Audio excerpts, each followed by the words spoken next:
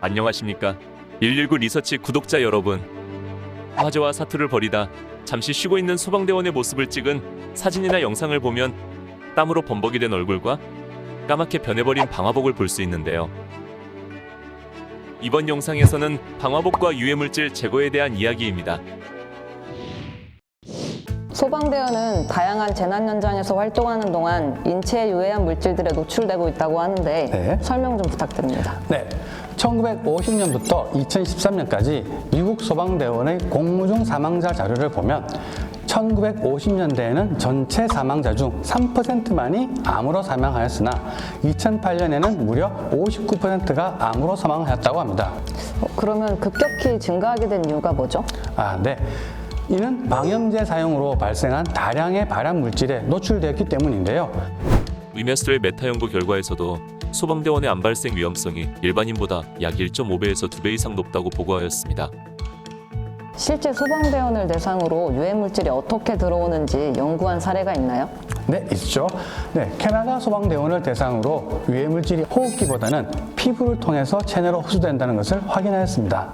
피부에 흡착된 오염물질은 대부분 모공을 통해 흡수되는데요.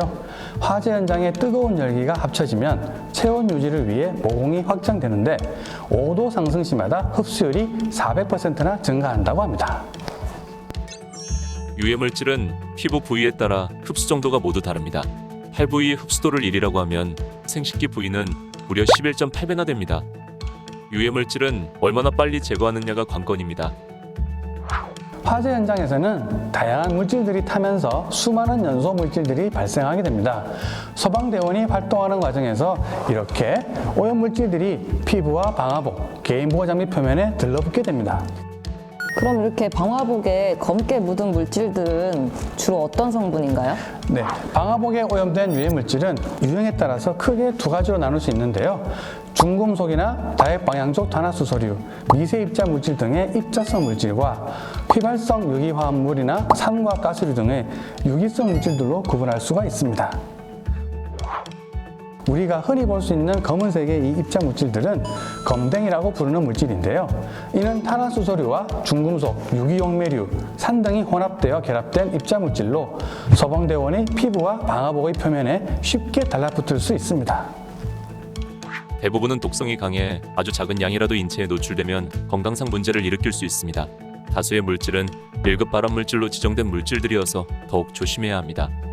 방화복에 오염된 물질을 제거해야 하는 이유는 방화복의 방호 성능을 떨어뜨리는 원인이 되기 때문입니다. 방화복과 장비 표면에 흡착된 오염물질로 인해 복사열에 대한 반사율이 떨어져 방화복 내부의 온도가 상승할 수 있습니다. 특히 탄화수소류는 반사보다 열 흡수 특성이 강해 화상과 서열장애를 일으킬 수 있습니다. 서열장애란 보온, 복사열이나 전도열 등에 노출되어 나타나는 현상으로 두통, 사지 저림 등이 발생하는 현상입니다. 그리고 기름, 그리스 등이 오염된 장비는 탄화수소가 침착 시 발화할 가능성이 있다고 보고되고 있어 화상과 부상 위험성이 높아집니다. 화재 현장에서 오염 물질 제거의 가장 좋은 방법은 미지근한 물에 비누나 세제를 타서 부드러운 털브러쉬로 씻어내는 게 가장 좋습니다. 하지만 물을 사용해서 세척하는 일이 쉽지 않은 일이죠.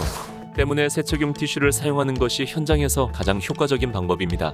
세척용 티슈는 피부용과 개인보호 장비용으로 구분되어 있으며 오염이 심하지 않은 부위라면 세척용 티슈를 사용해 오염물질을 약 85% 이상 제거할 수 있습니다. 소방활동 중 인체에서 가장 쉽게 오염되는 부분은 얼굴, 목, 손, 배, 그리고 무릎 부위입니다. 이 부위들은 오염 직후 또는 수시로 세척용 티슈를 사용하여 닦아주시면 됩니다.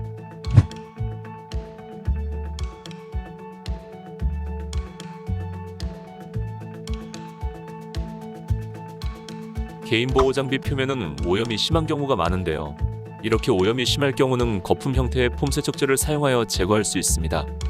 폼 스프레이를 이용하여 골고루 뿌리고 약 1분이 지난 후 세척용 티슈를 이용해 표면을 닦아주면 심하게 오염된 장비도 깨끗하게 세척할 수 있습니다. 하지만 피부와 보호 장비의 오염물질을 충분히 제거하기 위해서는 추가적인 제거 과정이 필요합니다. 추가적인 제거 과정은 어떤 건가요? 네, 그 과정은 다음 장소를 이용해서 설명드리도록 하겠습니다. 가시죠.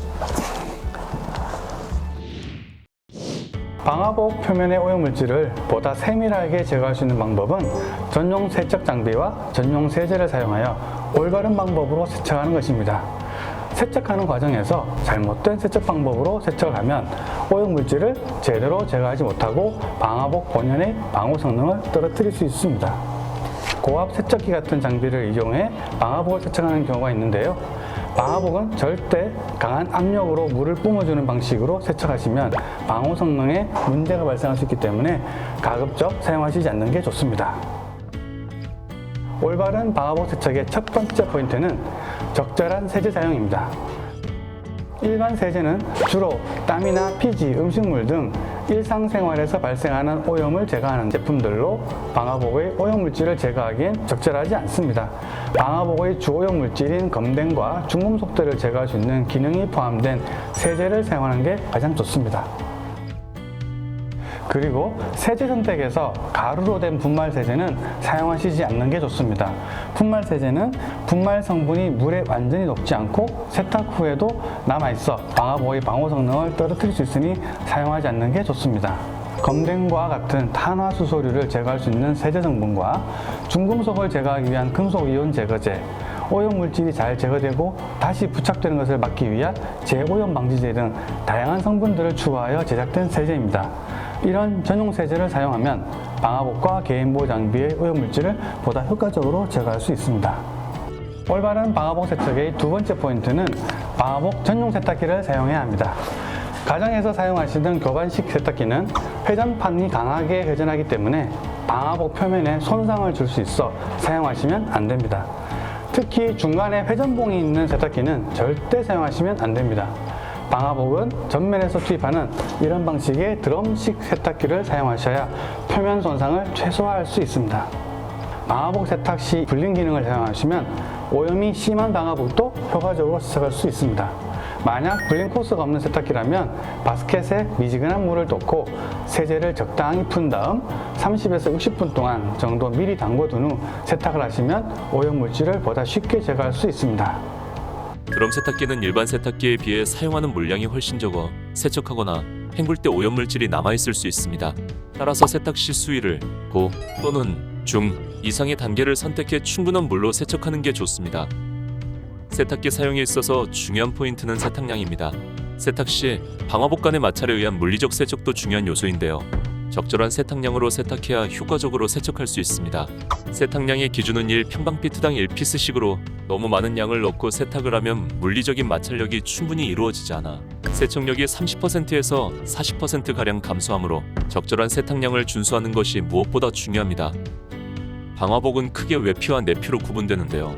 외피는 아라미드와 PBI라는 특수 소재로 만든 한 겹의 원단으로 되어 있고요. 내피는 방수트 습천과 방열층으로 구성됩니다. 방수트 습천은 외부로부터 들어오는 물방울은 차단하고 소방대원의 몸에서 발생한 수증기는 밖으로 배출하는 기능을 가지고 있습니다. 때문에 방화복에서 아주 중요한 부분이라고 할 수 있죠. 이 방수트 습천은 아주 얇은 막으로 되어 있어 물 온도가 40도가 넘을 경우 주름 등의 변형이 발생하므로 가급적 30도 전후에 따뜻한 물로 세탁하는 것이 좋습니다. 탈수 과정에서는 원심력 지수백과 내피 뒤집기를 기억하세요. 방화복을 빨리 건조시키기 위해서 탈수를 강하게 할 경우 내피에 손상이 생기게 됩니다. 따라서 내피는 반드시 뒤집어서 세탁을 해야 합니다. 방화복 세척의 마지막 포인트는 건조 시 자외선을 피하고 제대로 말리자입니다. 건조 시에도 40도가 넘는 열에 건조를 하게 되면 방화복의 수축이 나고 방수 투습처는 미세한 주름이 생기게 되므로 40도가 넘지 않도록 해야 합니다. 보시는 것처럼 방화복 전용 건조기가 있다면 쉽고 빠르게 방화복을 건조하실 수 있습니다. 여기서 주의사항, 건조기 중 일부 제품에는 내부에 자외선 등이 달려있는 제품이 있는데요. 자외선은 아라미드의 구조를 파괴하여 방호 성능을 잃어버리게 하므로 절대 사용하시면 안 됩니다. 그늘에 말리더라도 간접적으로 자외선에 노출될 수 있으므로 반드시 실내나 건조기를 사용하여 건조해야 합니다. 또한 완전히 건조되지 않는 상태로 보관하게 되면 세균과 곰팡이가 자랄 수 있어 악취와 알레르기를 유발할 수 있습니다.